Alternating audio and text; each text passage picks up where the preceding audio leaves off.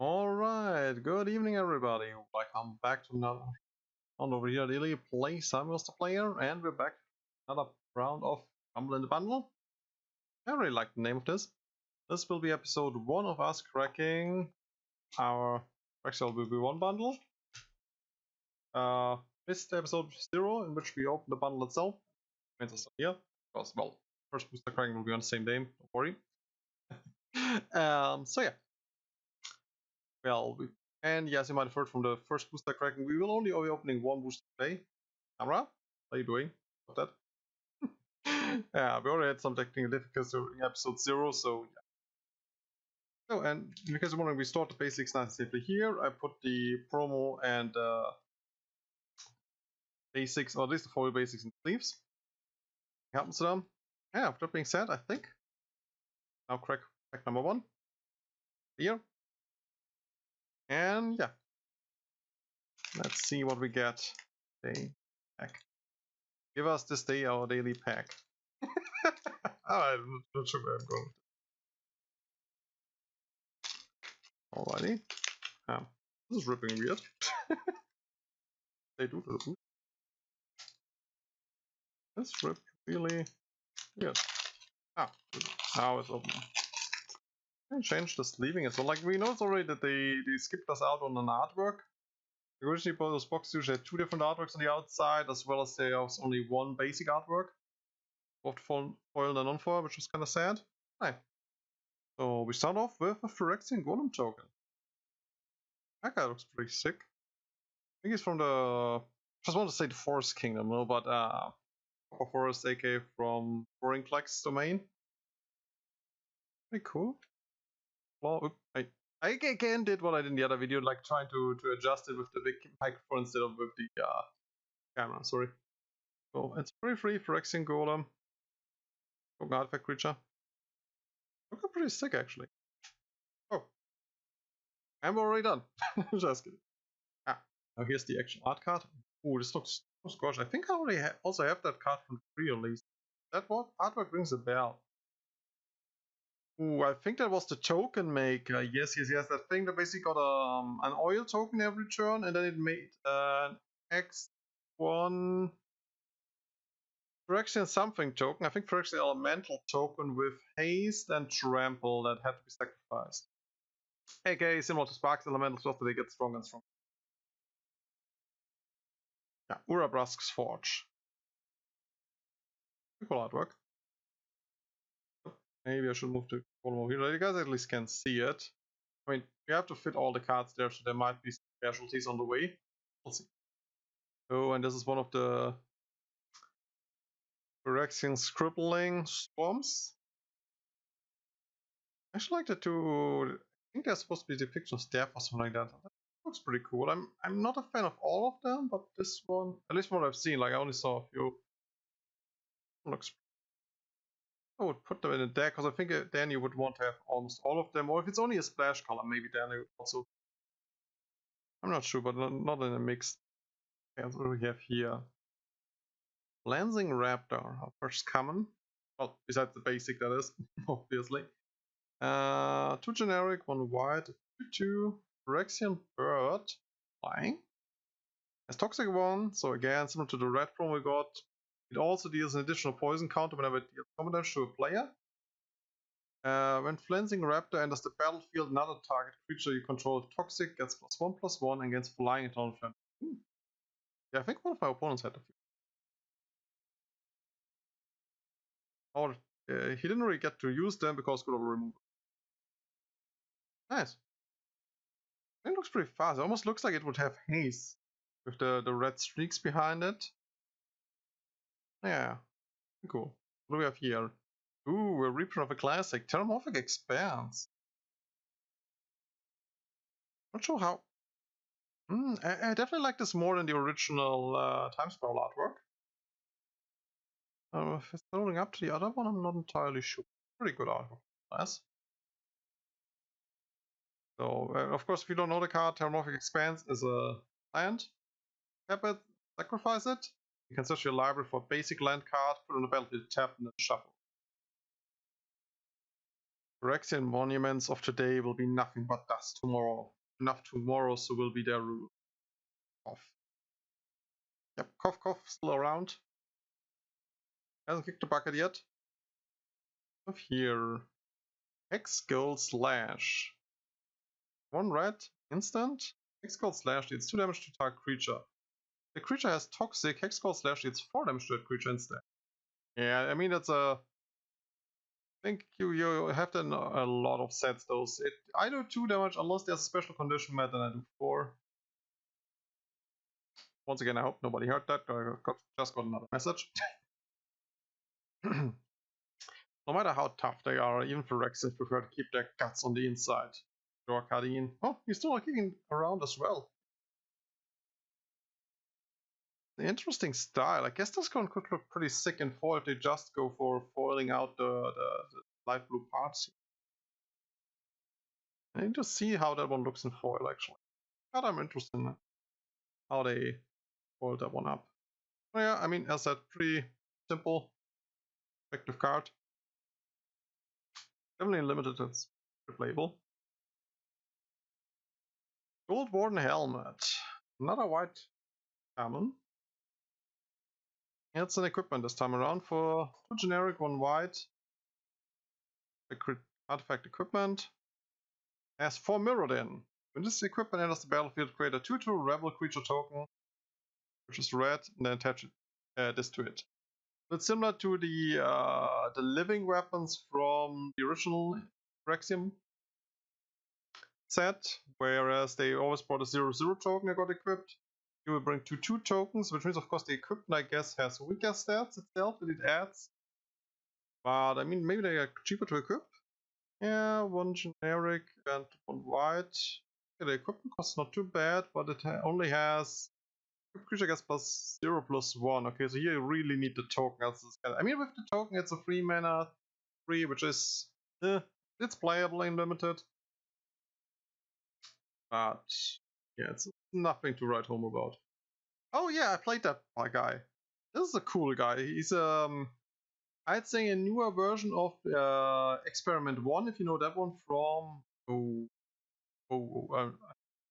basically a Simic creature from one of the original Ravnica sets. This one works similar. Not the same, mind you, but similar. This is the Evolving Adaptive. It's for 1 green, creature Phyrexian Warrior, 0/0 on default. It enters the battlefield with an oil counter on it, and Evolving Adaptive gets +1/+1 for each oil counter on it. And whenever another creature enters the battlefield under your control, because I mean, this way it would just be a 1/1 for 1, which is kind of, it's okay, nothing crazy. Whenever creature enters the battlefield under your control, which has either greater power and or toughness than this one, gets an additional oil counter. So basically, if you play your first, I don't know, 1/2 or 2/1 or 2/2, he also gets, it's basically a 2/2, and so on. This guy gets pretty big pretty early on, so he's actually something the enemy really has to handle, especially in limited. Real good guy, I think he won me 2 matches here. Really dig this one. Nice, our first outcome. Well, the artwork is not bad. I'm not entirely sure what we're seeing here for a guy, because the copper guys usually look a bit different. Actually, that armor he's wearing almost looks like they just stripped the golem off. You know what I mean? Like this shape up there? Like he's wearing that golem as a suit. Interesting. Now we have the Cinder Clash Ravager. 4 generic, 1 red, 1 green. It's Phyrexian Warrior again. 5/5 for 6. Yeah, that's age, I guess. For an income, it's not that great. Let's see what it brings to the table besides that. This spell costs 1 less to cast for each permanent you control with an oil counter. Oh, I see. But not per oil counter, just for each permanent with an oil counter. So you need mass instead of class. Gotcha. Also, it brings Vigilance. And when Cinder / Ravager enters the battlefield, it deals 1 damage to each creature your opponents control. Oh, okay. Okay. Sure what almost looks like a rare battering ram, some sorts this, or the keel of a boat, smashing into the enemy front lines, spreading that magma or lava that's supposed to be around. See why it's painful, so... Not just... let's put it that way, the artwork definitely depicts something very menacing and threatening, like a big creature that also deals the damage. I can see that on the artwork. Don't really see the vigilance part coming in here from the stance and everything. Okay, well, cool artwork. Would I play this? Most likely not unless I build a block constructor, because there aren't that many cards and older sets with oil counter, but hey. I think one of our top players actually had one or two of those in his deck. I'm thinking, that artwork rings a bell. Ding. I'm sorry. I can't help myself some of those bad jokes. What do we have here? Icor Plate Golem. Ooh, that looks nasty with all the masks in here. He's stripping out of Phyrexia of their ceramic plating. Ooh. 3 mana, 2/3. Yeah, as we were talking with the helmet, it's an okay-ish body. I mean, nowadays it's bad because you get 3 freeze or 3 force or stuff like that for 3 mana, but still. 3 mana, 3 minions splash into every color, that's already good. Whenever a creature enters the battlefield under your control, if it has 1 or more oil counters in it, put an oil count on it. Ooh, so he's multiplying oil counters. So we see a trend here. Creatures control with oil counters get +1/+1. Oh. This would really fit nicely into... Don't want to spoil the next card yet. Really fit nicely into a themed deck here. Green, red... Oily business?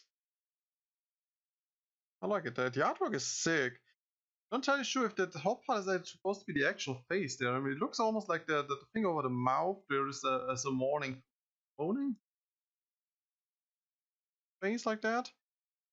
It also reminds me a bit of the look of two other golems we had in the Mirrodin sets. I think there was the one that entered the battlefield tapped, that was from the very first Mirrodin. And he had to tap a creature or an artifact to untap him. It was the Rusty Golem. Not sure, there was also one in the first Phyrexia / Mirrodin block. Not sure what that one had. I think there was also 3 mana 2/3. I might need to look that up. Alright, so what do we have here? This is special art creature. Oh, it's a hummingbird. That's a reprint. Looks interesting. Now, excuse me, I don't know what type of special treatment that is, because they have so many special treatments in this set. But a good old hummingbird. Whenever hummingbird deals combat damage to a player, proliferate. Or, sorry, I should maybe say it's for 1 generic, 1 blue, it's a 1/1 Phyrexian bird horror. Flying. It's a nasty little bugger. Definitely, especially in Infect. I mean, if you're not playing just the straight up green or green white or whatever it is, probably to face Infect, but something more. I wouldn't say sophisticated, because I don't think my red blue, for example, is sophisticated necessarily, but we have a bit of fun with your enemy. And of course, you also can play in something like Super Friends to get more loyalty counters on your planeswalkers, +1/+1 counter strategies. That thing fits in a lot of stuff. And cool artwork. I don't have the other one lying on, because I know definitely I have some of the older ones. I'm not sure how I like the artwork compared to the old one, but still. Not bad, not bad. Unfortunately, no flavor text. Oh, and another one in this art, this special style. Light belly rats. Ah, we were talking about it in the episode 0. If there are more rats with toxic or infect, which means this one will technically have toxic. This looks nasty. At first glance, I would actually say it's an insect with all those legs here and the pussies up there. The blight belly rat. It's for 1 generic, 1 black, a 2/2 with toxic. And when blight belly rat dies, proliferate. So I mean a 2 mana 2/2 French vanilla with an upside when it dies. I mean, dying with proliferate is pretty good. Maybe. Really nasty artwork. Does it have mandibles? Is that mandibles that it has there? Ooh. That's really... I mean, if I wouldn't know there's a rat from the face, I could say this is a fish-shaped insect almost. I guess that's what they're going for. And of course the tail of a sharp spiked end. I can tell you what, I don't want to see that rat in my cellar. I mean, granted, I don't want to see any rat in my cellar, but you know what I mean, definitely not this one. And our rare for the pack. Helfek, Crucible Goliath. Okay, it's a legendary thing. The name, I would argue. Let's see what it is. Yeah, it's actually a creature. So it's 2 generic, 1 black, 1 red. Legendary creature, Phyrexian Beast. Oh no. I would have expected actually a knight. As stupid as it sounds, like this almost looked like a steed with a ride on there, or a centaur maybe. What are those little things? Are those supposed to be those guys? No. I think those are supposed to be those guys. I mean, that would give you a sense of scale though. Maybe? No, just the head is short. And let me suppose you see what I mean. Like those things walk in front of him. Alright, anyway, so we were discussing he was sorry, I got sidetracked there. Generic, 1 black, 1 red. 4/4. Beginning of your end step. You may sacrifice another creature. If you do, reveal cards from the top of your library until you reveal a non-legendary creature card with lesser mana value onto the battlefield. Put the rest of the cards onto the bottom of your library in a random order. Oh, okay, so it's like a recycler. So it poops out tinier things.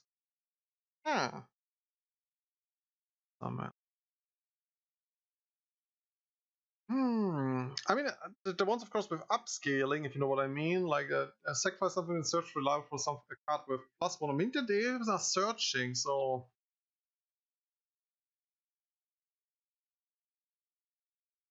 I mean, I guess it's to prevent you from just sacking tokens, but.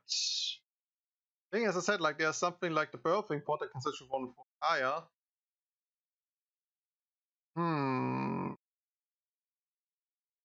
I mean, I guess to trigger death triggers, but that's not that great, honestly. I mean, 4 mana for Force a Solid Body, don't get me wrong.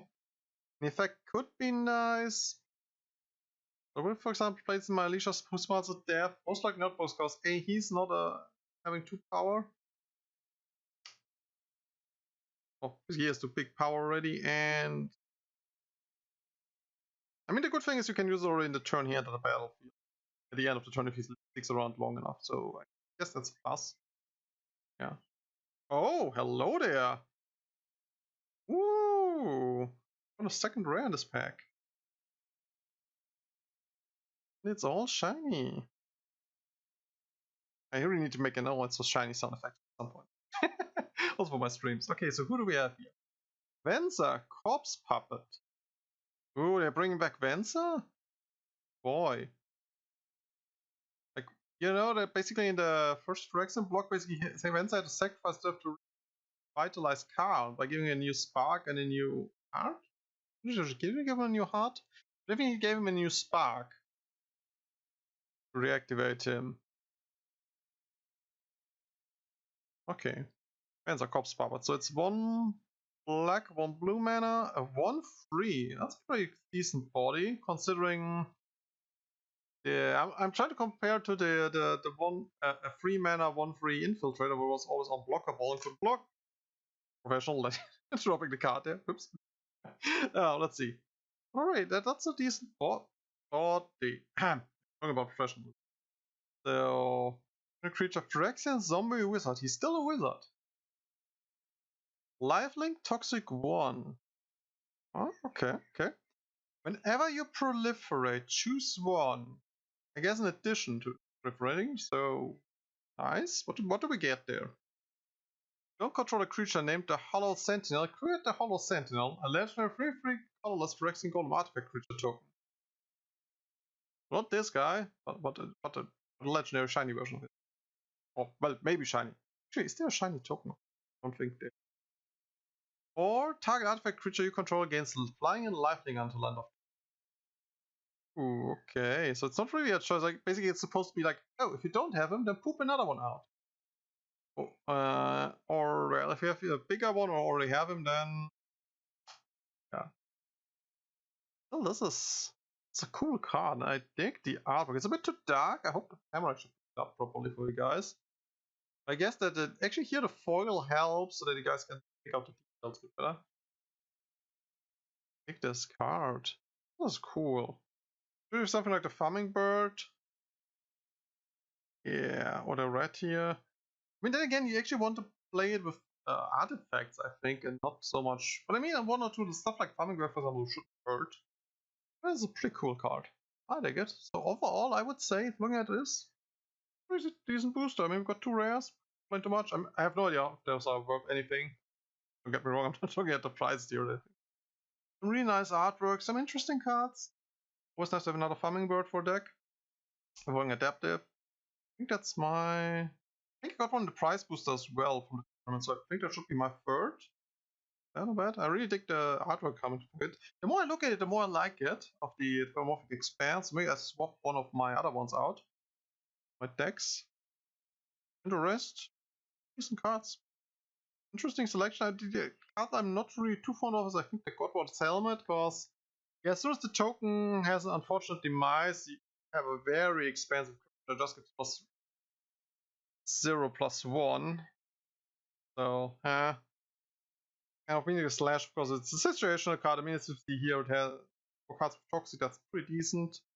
Can, for example, kill Venza for 1 mana. Not bad. Yeah, so we basically have a lot of Toxin cards and a few oil cards. The good thing is, since the pre-release has been a while away, I mean, as I said, I remember 1 or 2 cards seeing them from the pre-release, but yeah, that's... This may also be fresh, all the cards with pack are now pretty fresh and exciting for me.